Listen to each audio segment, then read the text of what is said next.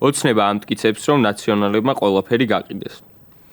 ნუ აქ საუბარი არის ჩემი წარმოდგენით იმ ეკონომიკურ პოლიტიკაზე, რომელსაც ნაციონალური მოძრაობა წლების განმავლობაში ატარებდა და მაშინ მართლა ძალიან პატარა ვიყავი, მაგრამ აი მაშინაც მახსოვს ეს ყველაფერი გაყიდეს, მდინარეები გაყიდეს ლოგიკა.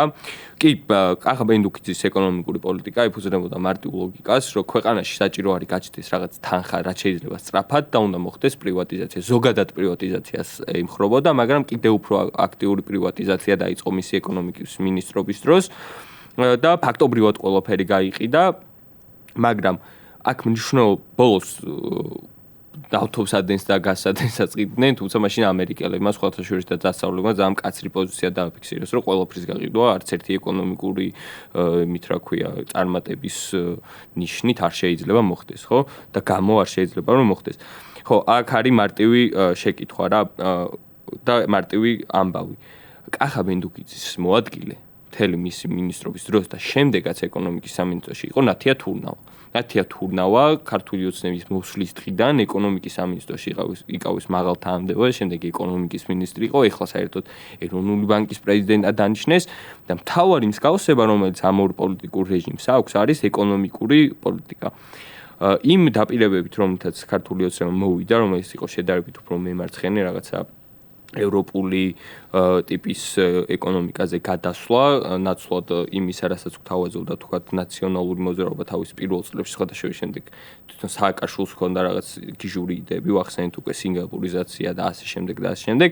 ხო, მოკლედ ძირეულად მათ არაფერი არ შეუცვლიათ, პირიქით, ანუ პრივატიზაცია გაგრძელდა, პრივატიზაცია არის ძალიან ფაქიზი საკითხი და ასაწონი საკითხი, რა შეიძლება დაპრივატიზდეს და კერძო სექტორი მეტ და ნამდვილ მოგებას გააკეთებს იქ და რა შეიძლება დარჩეს სახელმწიფო განკარგულებაში და შემდეგ სახელმწიფომ განავითაროს და შემდეგ ვისაუბროთ იმაზე, რომ ეს დაპრივატიზდეს. ხო, იმიტომ რომ დღეს ხედავთ მოცემულობას, სადაც მაგალითად ჭიათურა და აი კიდე ერთი საინტერესო ამბავი არის ქართული ოცნების შესახებ, ყველა ინდუსტრიულ ზონას, ანუ ინდუსტრიულ ზონას ბოდიში ბუნებრივი რესურსების მქონე ზონა, სადაც არის სხვადასხვა წარმოება, გულისხმობ შემთხვევაში ჭიათურას, ტყიბულს და ზესტაფონს არის მართული ქართულ ოცნებასთან დაახლოებული პირების მიერ.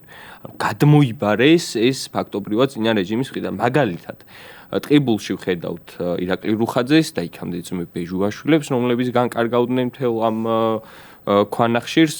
შემდეგ ჭიათურაში ვხედავთ უკვე კალამოისკის, რომელიც არის მთავარი გამკარგველი დღემდე და მას აქ ასე ვთქვათ ეხმარება ქართული ოცნების პირდაპირ დანიშნული წარმომადგენლები იქ კომპანიაში, რომ მართოს ის პროტესტები, რომელიც უჩნდებათ ხოლმე მოსახლეობას, მაგალითად ღია მოპოვების წესზე, როდესაც მაგალითად თლიანი სოფელი შუქრუთი, ჩვენ გვახსოვს, ისინი პარლამენტთან იყვნენ, დაინგრა იმ არაადამიანურ პირობებში, რომელშიც უწევთ მაღაროში მუშაობა იქ დასაქმებულ მშრომელებს, მათი ანაზღაურებაც დამცინავია, გარდა ამისა იმ ასეულობით მილიონ ლარის მოგებაზე, რომელსაც ფაქტობრივად არასდროს არ აჩენენ ისინი რიცხვებში.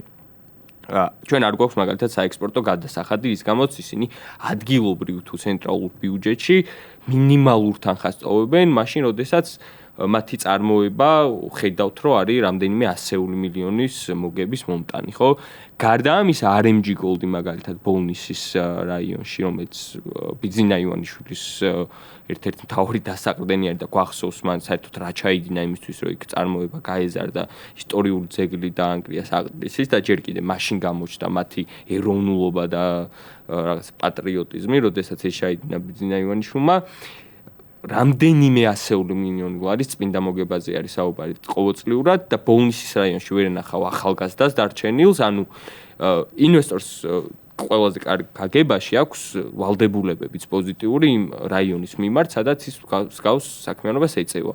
იქ უნდა ანვითარდეს ახალგაზრდულ მოძრაობებს და აფინანსებდეს მაგალითად ინფრასტრუქტურულ პროექტებს თვითონ უნდა წარმართავდეს, იმიტომ რომ ის გრძნობს ვალდებულებას იმის სანაცვლოდ, როდესაც აქედან იღებს რაღაცა სიმდიდრეს. ეს არის ევროპაში. საქართველოში დადებული პრივატიზაციის შეთანხმებები არის კოლონიალისტური, შეგვიძლია პირდაპირ უწოდოთ, როდესაც იაფი მუშახელი ყავს, გაგაქვთ თლიანი ბუნებრივი სიმდიდრე, მის გამდიდრებასაც არ ეწევი, რომ მე აქ კიდე რაღაცა ეკონომიკური ცხოვრება გაჩნდეს, პირდაპირ გაგაქვს, სოფლებს ანგრევდა, პარალელურად არაფერს არ ტოვებ ქვეყანაში. ამაზე ქართული ოცნება მაშინ როცა სუვერენიტეტზე და დამოუკიდებლობაზე და თავის ხალხზე ზრუნვაზე ლაპარაკობს, არასდროს არ საუბრობს. არ საუბრობს იმიტომ, რომ მსგავსი სიბოროტეები მშვენივრად გადმოიფორმეს წინა ხელისუფლებებისგან და ეს სხვათა შორის არც ნაციონალური მოძრაობის რეჟიმის დროს არ დაწყებულა, ეს ჯერ კიდევ მოქალაქეთა კავშირის მართლობის დროს დაიწყო, როდესაც მოხდა შოკური თერაპიის განხორციელება და პრივატიზაციის განხორციელება სხვადასხვა სახით.